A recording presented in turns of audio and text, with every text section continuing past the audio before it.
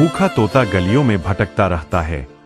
पेट में तेज भूख की आग जल रही होती है। वह लोगों से काम मांगता है, लेकिन कोई ध्यान नहीं देता। आखिरकार उसे खेतों में थोड़ा काम मिल जाता है।